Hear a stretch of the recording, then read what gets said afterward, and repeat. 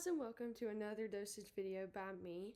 So today in this video we're going to go over heparin and insulin protocols, starting first with heparin. So I have this problem. I'm going to put it up on the screen so you can read along with me. So a client's APTT is 45. The heparin drip is currently infusing at 10.5 milliliters an hour. Their weight is 154 pounds. What actions should the nurse take? And then the heparin titration protocol is listed below.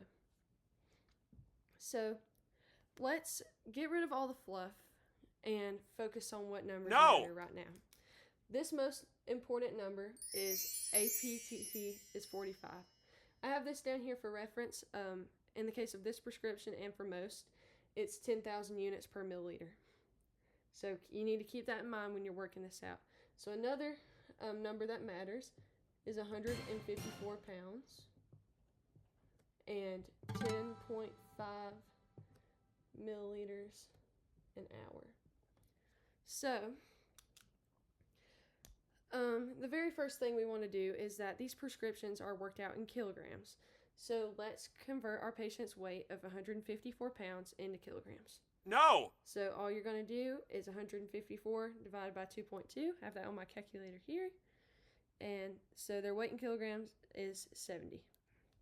So let's write this up here. We don't need 154. We only need 70.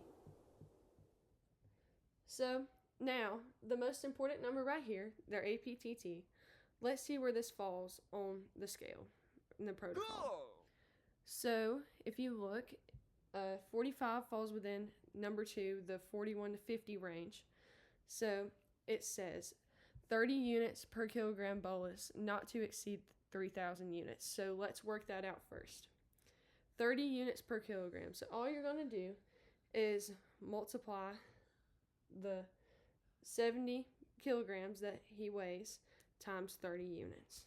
So let's do that real quick. 70 times 30, it's 2,100. Wow! So there's the first part of the problem is done, is a 2,100 unit bolus. And so notice how it says not to exceed 3,000 units. If this patient were to be obese and the math came out to where they needed 4,000 units, you cap it at 3,000 as it says in the prescription. Now different facilities' prescriptions will be different, but for this one, we're going to cap it off at 3,000. So even if it came back as 5,000, we still only give 3,000. But this came out under that, so we don't have to worry about that. So the bolus is what comes in 10,000 units per milliliter.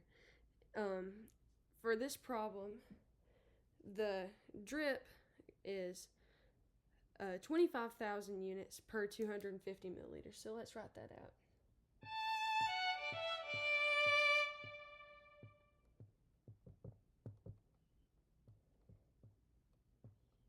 Sorry, my handwriting's bad, writing like this.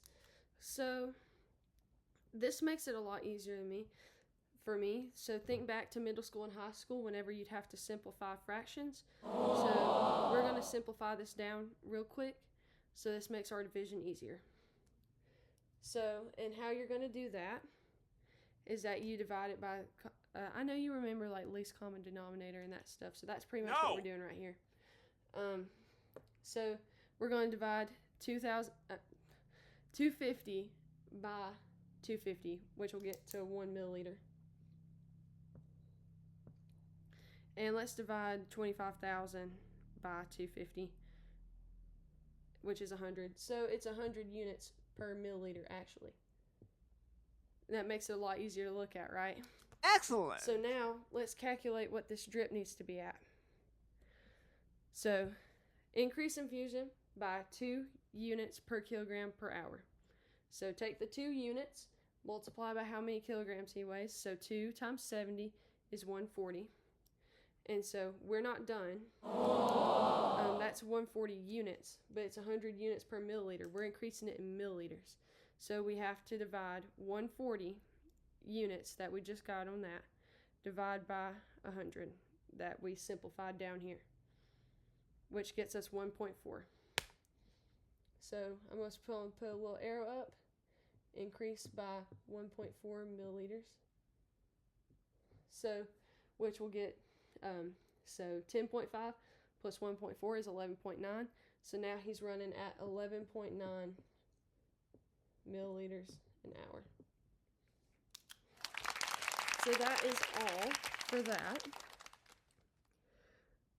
So the two things that we were looking for in this problem and we successfully found were he needs a 2,100 unit bolus and a 1.4 milliliter increase.